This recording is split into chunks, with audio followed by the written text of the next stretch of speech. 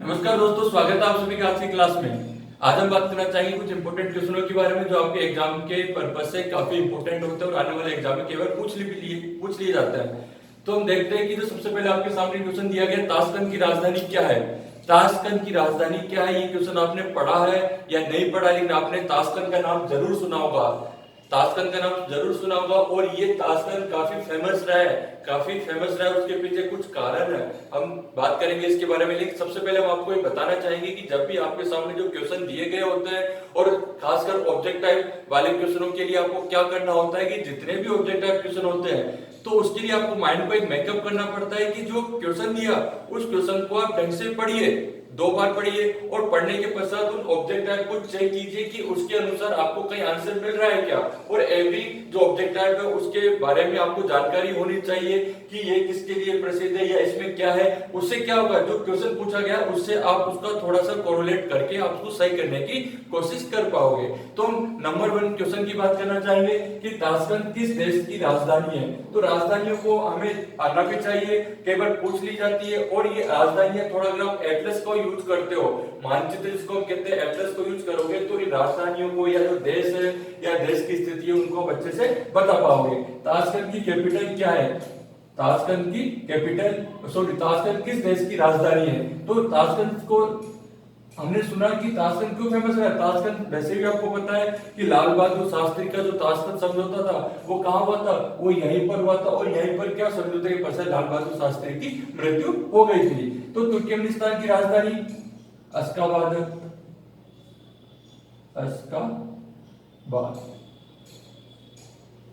Uzbekistan की राजधानी सही आंसर ताशकंद। तजाकिस्तान की राजधानी दुशांबे।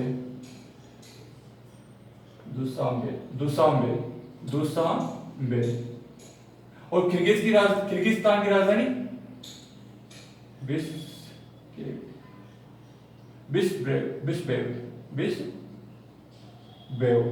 तो ये क्या चारों आपकी राजधानी है। तो राजधानियां पूछी जाए सीधी सी, जो देश है उसकी राजधानी आपको आती है तो ऑब्जेक्ट टाइप क्वेश्चन बिल्कुल सही हो जाएगा। तुर्कमेनिस्तान की अशगाबाद बताइए, उज्बेकिस्तान की ताशकंद राजधानी है, तजाकिस्तान की दुशांबे और किर्गिस्तान की बिश्केक है। तो सही आंसर क्या हो गया आपका, सही आंसर हो गया आपका ताशकंद। और ये जो चारों देश दे रखे ये कहां पर है, ये देखिए जो भारत का, जो अगर आप मैप देखोगे और भारत के ऊपर आप देखते हो कि पाकिस्तान है, अफगानिस्तान, किर्गिस्तान, तजाकिस्तान, उज्बेकिस्तान, ये सभी कंट्री क्या एक साथ लगी हुई आपको मिलेगी। तो उसी एरिया की हम बात करें, यानी कि एशिया के ये देश है सारे आपके, तुर्कमेनिस्तान, उज्बेकिस्तान, तजाकिस्तान, किर्गिस्तान, ये सब क्या ये एशिया के देश है। अगले क्वेश्चन हम देखते हैं, सांची और सैंसी किस खनिज के लिए प्रसिद्ध है। सांची और सैंसी किस खनिज के लिए प्रसिद्ध है। तो सांची सैंसी क्या है, सबसे पहले क्या है और एक खनिज है तो किस प्रकार की खनिज। तो सांची सैंसी कहां पर है, सांची और सैंसी चीन, चाइना में स्थित है। और क्या है ये कोयले की खान है। किसके लिए प्रसिद्ध है, कोयले की खान है। यानी चीन में सबसे ज्यादा जो कोयले के जो भंडार है वो कहां पर मिलेंगे आपको, चाइना के सांची और सैंसी नामक स्थान पर मिलेंगे। तो सांची सैंसी अगर वर्ड पूछा जाता है तो डायरेक्ट आपको कहां जाना है, चाइना में। और चाइना में किसके लिए, कोयले के लिए। और जो कोयला होता है, कोयले का तो एक मेन आधार है। तो ये क्या, कोयला औद्योगिक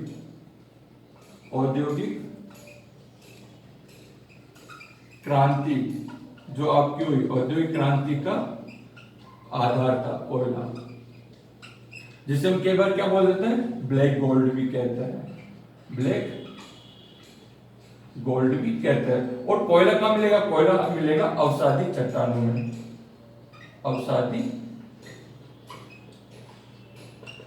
मिलेगा। कोयले के प्रकार भी होते हैं, जैसे एंथ्रासाइट होता है, बिटुमिनस होता है, लिग्नाइट होता है, कैनन होता है, ये सब क्या कोयले के प्रकार है। क्वेश्चन क्या पूछा गया, सांची सैंसी किसके लिए फेमस है, कोयले के लिए। तो हमारे देखिए एक ही क्वेश्चन में कितने सारे आपके जवाब मिलेंगे आपको, यानी एक क्वेश्चन के साथ साथ अदर क्वेश्चन, ज्यादा क्वेश्चन आप पढ़ पाओगे। अगला लोएस्ट तो लोएस्ट के लिए ये प्रसिद्ध है। नेक्स्ट था पेट्रोलियम के लिए तांबा, क्योंकि हमें क्वेश्चन का आंसर पहले मिल गया। तो लोएस्ट के बारे में आपको जानकारी देना चाहेंगे कि भारत में जो एक बाबा बुदन की पहाड़ी है वो लोएस्ट के भंडार के लिए प्रसिद्ध है, जो कहां पर है, जो कर्नाटक में स्थित है। पेट्रोलियम को क्या कहते हैं, पेट्रोलियम को काला सोना भी कहते हैं, ब्लैक गोल्ड भी। तो कंफ्यूज मत होना, हम ब्लैक गोल्ड इसको भी कह रहे हैं और पेट्रोलियम क्यों कहते हैं। तो दोनों में जो ऑप्शन मिल जाएगा आपको, पेट्रोलियम में तो पेट्रोलियम को ब्लैक गोल्ड कहते हैं, और पेट्रोल आने के पश्चात क्या हुआ, पेट्रोल आने के पश्चात आपके कोयला था, कोयले का क्या हो गया, कोयला सेकंड नंबर पे आ गया। कोयले का स्थान किसने ले लिया, पेट्रोलियम ने ले लिया, क्योंकि कोयले का पदार्थ सूचकांक ज्यादा था और कोयले को एक स्थान से दूसरे स्थान पर ले जाने के लिए ज्यादा परिवहन लागत आती थी और समय ज्यादा लगता था, यानी कॉस्ट ज्यादा आ गई। लेकिन पेट्रोलियम को पाइपलाइनों के द्वारा चैनलाइज करके एक स्थान से दूसरे स्थान पर काफी सस्ती दर में भेजा जाता है और इसके लिए बार बार परिवहन लागत ज्यादा यूज नहीं करी जाती है, पाइपों के द्वारा पेट्रोल को फ्लो कर दिया जाता है। यानी कि पेट्रोल क्या होगा, इसका जो आपकी पदार्थ सूचकांक था कोयले का ज्यादा था, इसका क्या हो गया, इसका एकदम कम हो गया। तांबे की बात करें, तांबा यानी कॉपर, तो विश्व में सबसे ज्यादा तांबा आपके क्या है, चिली में नाइट्रेट की खान चूंकि कम आता है, यानी चिली में चूंकि कम आता में सबसे ज्यादा तांबा पाया जाता है। तो एक क्वेश्चन पूछ लिया जाता है कि चूंकि कम आता किसके लिए फेमस है, तो चूंकि कम आता कॉपर के लिए प्रसिद्ध है, जो क्या है दक्षिणी अमेरिका में है। तो ये दोस्तों ये चारों क्वेश्चन, आप ये क्वेश्चनों के जो ऑब्जेक्ट है उनको आप अच्छे से समझते हुए आप इनका आंसर दे सकते हो। नेक्स्ट क्वेश्चन है पाक जल डमरू मध्य, पाक जल डमरू मध्य जिसे हम क्या कहते हैं, पाक स्ट्रेट, पाक स्ट्रेट भी कहते हैं। तो पाक जल डमरू किसके लिए फेमस है, पाक जल डमरू ऑप्शन आपके भारत और पाकिस्तान, भारत और श्रीलंका, चीन और कोरिया, चीन और जापान। तो सिंपल सी बात है कि भारत और पाकिस्तान सही है या भारत और श्रीलंका, कंफ्यूज होने की कोई जरूरत नहीं है। हम देख लेते हैं मैप के द्वारा, ये इंडिया और इंडिया के यहाँ पे श्रीलंका, श्रीलंका, भारत, पूछा क्या गया, पाक जल डमरू। तो यहीं पर क्या है, यहीं पर पाक जल डमरू मध्य स्थित है और यहीं पर क्या है, मन्नार, यहीं पर क्या है, मन्नार जल डमरू,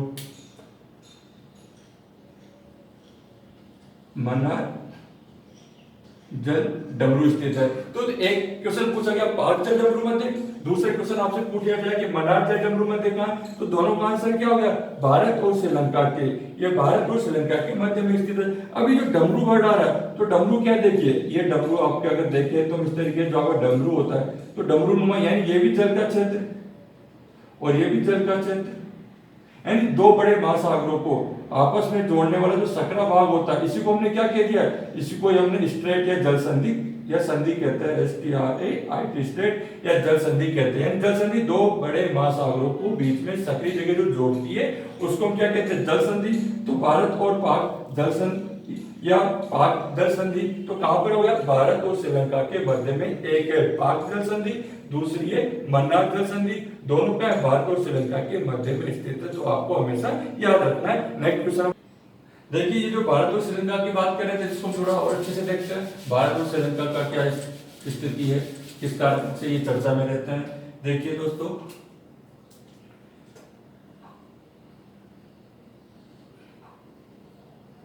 ये भारत और श्रीलंका, तो नंबर 1 क्वेश्चन कि पाक जल डमरू मध्य, नंबर 1 क्वेश्चन पाक जल डमरू मध्य। नंबर 2 मन्नार जल संधि, मन्नार जल संधि, और इसी के साथ में क्या, मन्नार की खाड़ी भी यही है, मन्नार की खाड़ी भी स्थिति यही होगी। और यही अगर हम देख लें कि ये जो एरिया है ये केरल, ये तमिलनाडु, तमिलनाडु, तो केरल तमिलनाडु में ये तो चेन्नई, चेन्नई, और इसी के साथ में अगर देखेंगे कि जो तमिलनाडु के यहाँ पे आपके एक चट्टान है जिसको हम क्या कहते हैं, विवेकानंद रॉक भी कहते हैं, विवेकानंद चट्टान भी कहते हैं। और विवेकानंद चट्टान, तो ये विवेकानंद रोग, जिसको हम क्या कन्याकुमारी भी कहते हैं, कन्याकुमारी। तो भारत का जो स्थल की दृष्टि से देखें, भारत का दक्षिणतम भाग कौन सा हो गया, कन्याकुमारी हो गया। और भारत का दक्षिणतम बिंदु पूछते हैं तो आंसर क्या होता है, पिग्मेलियन पॉइंट या इंदिरा पॉइंट हो जाता है। तो तमिलनाडु और श्रीलंका के मध्य में आपने एक नाम सुना होगा आपने कि जो राम सेतु जो बनाया गया था वो भी क्या था, वो भी इसी के मध्य में बनाया गया था। और आपने भी चर्चा में रामायण अगर आपने देखी होगी तो रामायण में जो श्रीलंका था वो श्रीलंका क्या यही था, जो रावण की नगरी थी वो यही थी। तो यहाँ से यहाँ तक आने के लिए राम ने क्या एक सेतु का निर्माण किया था, जिसको हम राम सेतु के नाम से भी जानते हैं। और धनुषकोटी यहाँ पर स्थित है। तो हमने कितने सारे फैक्ट बताए कि भारत और श्रीलंका के मध्य में पाक जल संधि, मन्नार जल संधि, मन्नार की खाड़ी, चेन्नई है, ये कन्याकुमारी है, विवेकानंद रोग है, यानी इतने सारे अगर सेगमेंट अगर आपसे पूछ लिए जाते हैं, ये सब क्या है, ये सब इसी के पास में स्थित है। और श्रीलंका है तो श्रीलंका की जो कैपिटल थी पहले क्या थी, कोलंबो, कोलंबो। और अब वर्तमान में क्या है, वर्तमान में जयवर्धन, जयवर्धन, जयवर्धन हो चुकी है। तो ये दोनों क्वेश्चनों को आपको ढंग से आपको आना चाहिए। यानी कि तमिलनाडु क्या है, हम इस दक्षिण की भाग की बात कर रहे थे और ये क्या है, दक्षिण की भाग के नीचे श्रीलंका। तो श्रीलंका क्या, श्रीलंका एकदम जस्ट इसके नीचे स्थित है इंडिया के। हाँ, नेक्स्ट क्वेश्चन आपके नंबर 4, कोडरमा खान किसके लिए फेमस है, या कोडरमा खान किस खनिज के लिए फेमस है। आपके सामने जो ऑप्शन दिए गए, तांबे के लिए फेमस है, या यूरेनियम के लिए फेमस है, या अभ्रक के लिए फेमस है, या फेल्सपार के। सोचिए इसका आंसर क्या हो सकता है कि तांबा सही है, या यूरेनियम, या अभ्रक, या फेल्सपार। तो आपको इन खनिजों के बारे में जानकारी होनी चाहिए कि कौन सा खनिज कहाँ पर पाया जाता है और कोडरमा कहाँ पर होगी। तो सबसे पहले हम देखते हैं कि कोडरमा कहाँ पर है। तो कोडरमा क्या है, कोडरमा झारखंड में, खंड में। और झारखंड का एक जिला भी है कोडरमा, जो क्या है, जो हजारीबाग जिले को विभाजित करते हुए कोडरमा जिला बनाया गया। और कोडरमा को क्या कहते हैं, कोडरमा जिले को क्या कहते हैं, कोडरमा कहते हैं गेट, झारखंड का प्रवेश द्वार भी कहते हैं कोडरमा को। तो इतनी सारी जानकारी। अब झारखंड, झारखंड कहां पर स्थित है, ये भारत में तो स्थित है, झारखंड पता ही है आपको। और झारखंड में क्या हुआ, जो छत्तीसगढ़ था, झारखंड था और उत्तराखंड था, ये तीनों क्या, ये सन 2000 में तीनों एक साथ बनाए गए नए राज्य थे। तो कोडरमा किसके लिए फेमस हो गया, कोडरमा सामान्यतः हम कहेंगे कि कोडरमा यूरेनियम के लिए फेमस है, या अभ्रक के लिए फेमस है, या तांबा के लिए फेमस है, या फेल्सपार के लिए फेमस है। कंफ्यूज होने की जरूरत ही नहीं है, अगर आपका पढ़ा हुआ क्वेश्चन होगा तो अच्छे से कर पाओगे। तो कोडरमा खान किसके लिए फेमस हो गई, सही आंसर अभ्रक के लिए फेमस हो गई। यानी भारत में सबसे ज्यादा जो अभ्रक पाया जाता है वो आपके झारखंड के कोडरमा में पाया जाता है। और इसको हम क्या कहते हैं, कोडरमा को झारखंड की अभ्रक सिटी भी कहते हैं। तो किसके फेमस है, कोडरमा। तो बिल्कुल ध्यान रखना है, कोडरमा शब्द आता है तो कोडरमा का भारत में, झारखंड में कोडरमा की एक खान है जो किसके लिए फेमस है, वो कोयले को, सॉरी माइका यानी अभ्रक के लिए फेमस है। तो राजस्थान में पूछ लिया जाता है कि राजस्थान में अभ्रक सिटी किसको कहते हैं, राजस्थान में अभ्रक सिटी कहते हैं भीलवाड़ा को, mica city of Rajasthan Bhilwara को कहता है। ठीक है दोस्तों, ये आपको समझ में आ गया होगा। अब इनकी बात करते हैं, तांबा, यूरेनियम, फेल्सपार, इन खनिज को भी हम देख लेते हैं। तांबा जिसको हम क्या कहते हैं, कॉपर। तो तांबा भारत में सबसे ज्यादा कहां पे निकल जाता है, भारत में सबसे ज्यादा तांबा मध्य प्रदेश में निकल जाता है और सेकंड नंबर पर राजस्थान में निकल जाता है। और तांबे की बात कर ली तो भी चर्चा का विषय था कि राजस्थान में जो तांबा सिटी है, जो कॉपर सिटी यानी झुंझुनू को क्या कहते हैं, कॉपर सिटी कहते हैं। खेतड़ी सिंगाना में जहां पर तांबे की खान है, वहां पर हिंदुस्तान कॉपर लिमिटेड का जो प्लांट है वो आजकल वर्तमान में क्या बंद होने के कगार पर है। जबकि वहां पे भंडार तो काफी सारे हैं, भंडार तो वहां पे तांबे के काफी ज्यादा है और अभी तक उन भंडारों का जो मालूम किया गया काफी कम मात्रा में उनका यूज किया गया है। यानी कि इस प्लांट को पब्लिक सेक्टर में नहीं देके प्राइवेट सेक्टर में करने का प्लान बनाया जा रहा है गवर्नमेंट के द्वारा। जबकि प्लांट में क्या है, यहाँ पे जो भंडार तांबे के वो काफी संचित मात्रा में स्थित है, जिनका लंबे समय तक हम उपयोग कर सकते हैं। तो कॉपर के नाम से आपको तांबा भारत में सबसे ज्यादा मध्य प्रदेश, सेकंड राजस्थान, राजस्थान में भी कहां पर, झुंझुनू में खेतड़ी सिंगारा की जो बेल्ट है वहां पर तांबा। यूरेनियम क्या है, यूरेनियम को हम क्या कहते हैं, यूरेनियम को हम व्हाइट कोल भी कहते हैं, सफेद व्हाइट कोल भी कह सकते हैं, सफेद कोयला भी कहते हैं। और यूरेनियम से वर्ड बन जाता है uranium city. Uranium city word में कहां पर है, यूरेनियम सिटी किसको कहते हैं, यूरेनियम सिटी कहा जाता है कनाडा को, जो संयुक्त राज्य अमेरिका के ऊपर जो देश है, जो उत्तरी अमेरिका की बात करेंगे तो यूरेनियम सिटी, यहां लिखता हूं मैं यूरेनियम सिटी, केवल पूछ लिया जाता है यूरेनियम सिटी किसे कहते हैं? तो आंसर कनाडा। कनाडा। यूरेनियम को क्या कहते हैं? व्हाइट कोल भी कहते हैं, व्हाइट कोल भी कह देते हैं यूरेनियम को।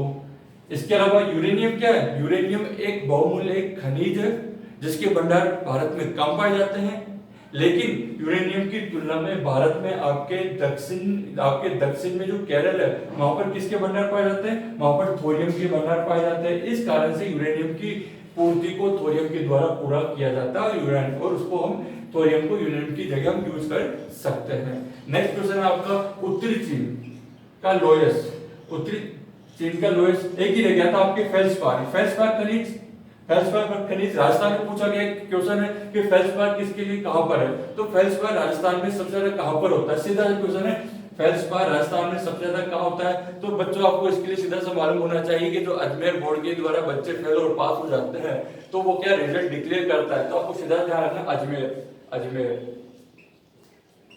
फेल्सपार सबसे ज्यादा कहां पे? राजस्थान में अजमेर में होता है।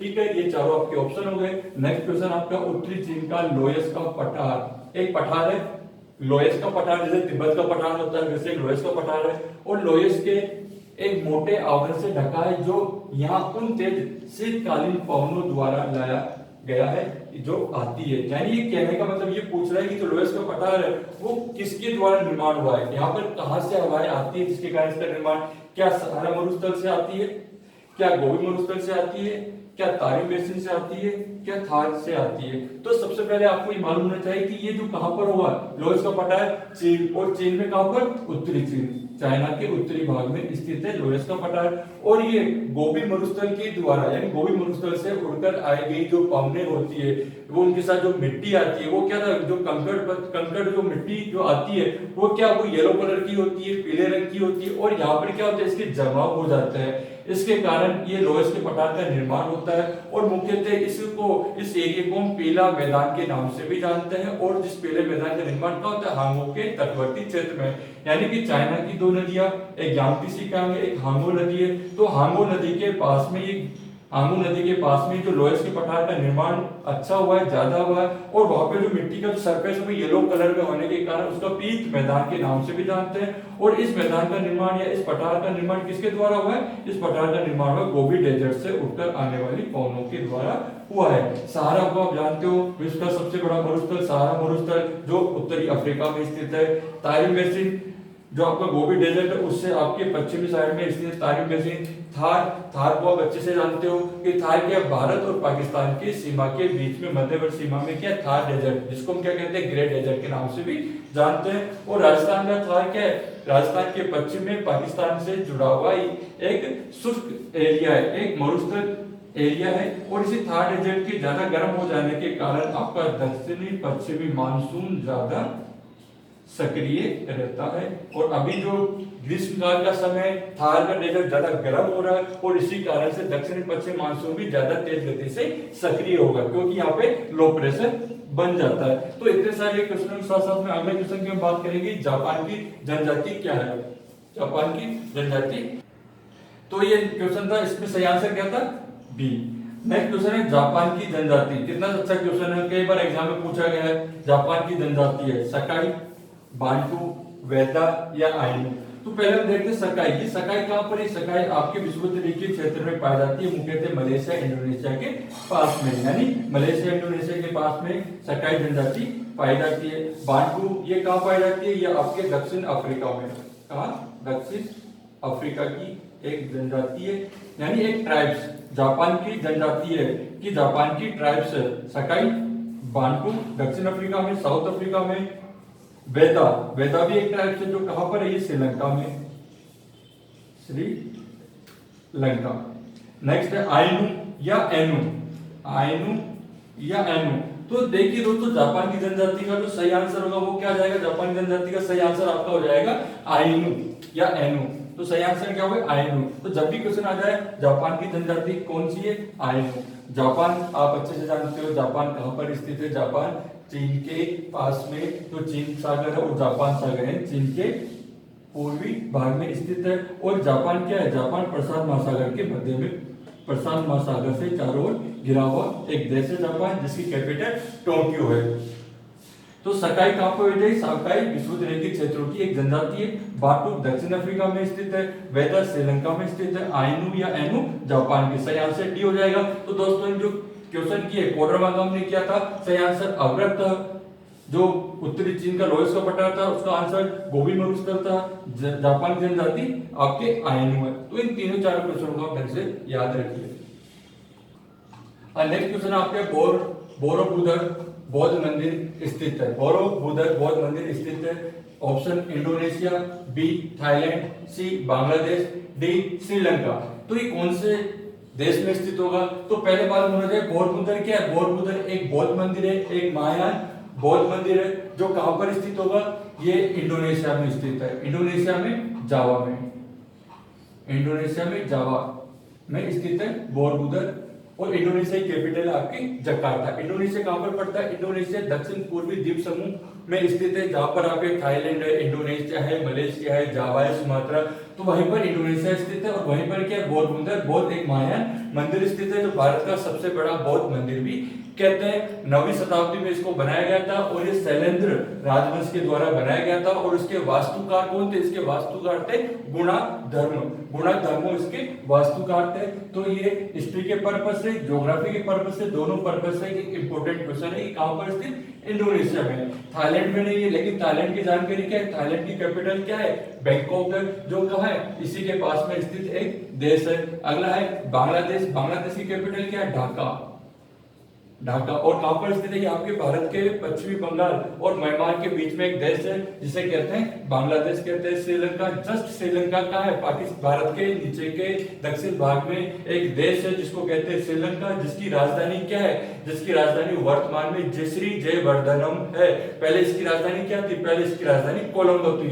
तो ये चारों ऑप्शन के अकॉर्डिंग आपको कुछ जानकारी आपको आनी चाहिए। नेक्स्ट है एशियाई और यूरोपीय तुर्की को पृथक करने वाला सागर कौन सा है? एशिया पूरा एशिया एक महाद्वीप है, जिसे हम क्या कहते हैं? विश्व का सबसे बड़ा महाद्वीप भी कहते हैं। यूरोपीय यानी यूरोप और तुर्की एक देश है, यूरोप यानी यूरोपीय तुर्की को पृथक करने वाला सागर क्या है? तो दोस्तों सबसे पहले पता होना चाहिए एशिया और यूरोप को दोनों को मिलाने से क्या यूरेशिया भी बनता है। और इन्हीं दोनों के बीच में क्या है? तुर्की स्थित है, जिसको हम टर्की कहते हैं, और तुर्की को यूरोप का रोगी भी कहते हैं। को पृथक करने वाला सागर कौन सा है? सागर की बात करें, क्या एजियन सागर है, काला सागर है, भूमध्य सागर है, या मारमरा सागर है? तो सही आंसर क्या हो जाएगा? सही आंसर हो जाएगा मारमरा सागर। ये कहां पर स्थित है? ये काला सागर से थोड़ा सा पश्चिम में स्थित है। काला सागर, जैसे आपने कैस्पियन सागर सुना, काला सागर, अजोव सागर, श्वेत सागर, तो ये सभी क्या है? ये सभी सागर है। तो ये काला सागर भी कहा एशिया में स्थित है। तो मारमारा सागर क्या है? मारमारा सागर में एशियाई और यूरोपीय तुर्की को पृथक करने वाला एक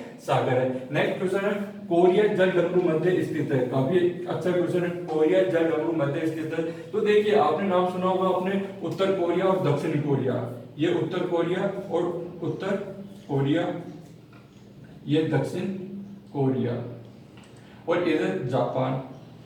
तो उत्तर कोरिया दक्षिण कोरिया के बीच में क्या है? ये कोरिया जलडमरू मध्य स्थित है।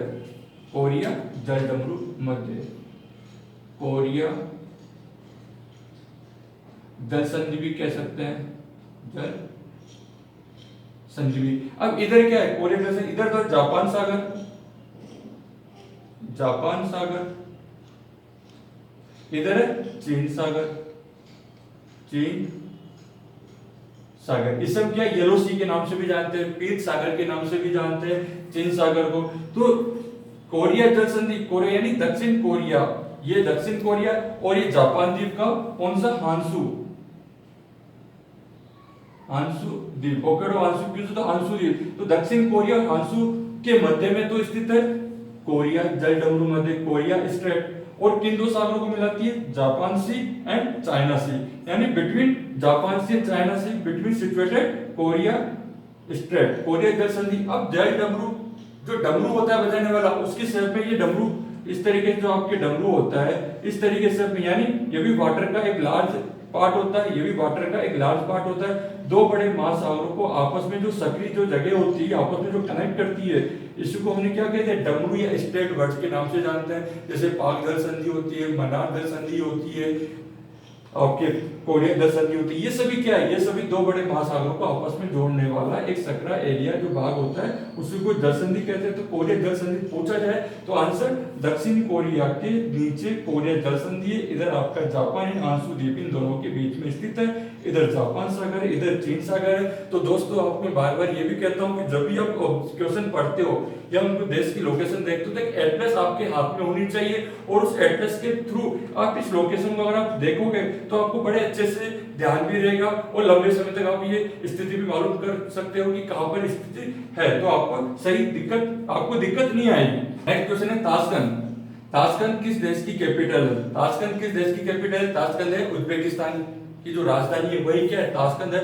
उज्बेकिस्तान एशिया का एक देश है जो तजाकिस्तान, उज्बेकिस्तान, किर्गिस्तान ये सभी पास में स्थित।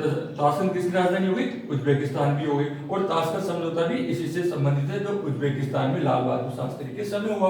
अगला क्वेश्चन आपके रूफ ऑफ द वर्ल्ड, काफी अच्छा क्वेश्चन है। रूफ ऑफ द वर्ल्ड, विश्व की छत किसे कहता है? विश्व की छत किसे कहते हैं? छत तो होती है लेकिन एक विश्व की छत भी होती है। तो विश्व की छत हम किसे कहते हैं? विश्व की छत हम कहते हैं पामीर के पठार को या पामीर की घाट।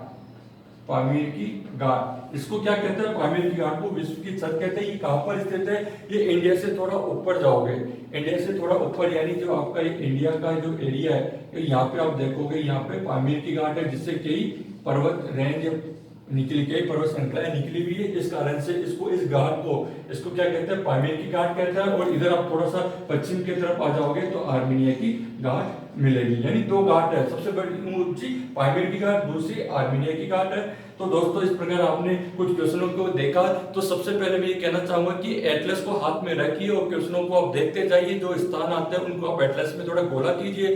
तो आपको बार बार अगर आप एटलस का यूज करते हो क्वेश्चनों के साथ में तो आपको दोनों चीज यानी ऑब्जेक्टिव क्वेश्चन सोल्व होंगे, साथ साथ में आपको एटलस पढ़ना भी आ जाएगा। ठीक है, नमस्कार दोस्तों, नेक्स्ट वीडियो में मिलते हैं। धन्यवाद।